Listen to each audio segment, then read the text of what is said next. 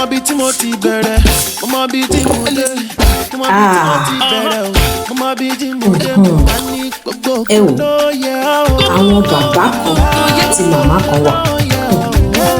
Ọjọ́ orí wà lórí wọn gidi, wọn lọ́jọ́ lórí bíi ti kàlẹ́ndà. Ṣùgbọ́n wọn ò ju ọmọ ọdún méjìdínlógún. Bẹ́ẹ̀ dẹ̀ ni àwọn ọ̀dọ́ langba ọjọ́ orí wọn sì ṣe péréte kan wà.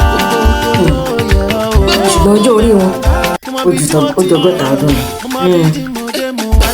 Bẹ́ẹ̀ ni àgbà ọkọ gbọ́n, ọjọ́ orí sì kan ní làákàyè. Maturity is mindset, not age. Cheers.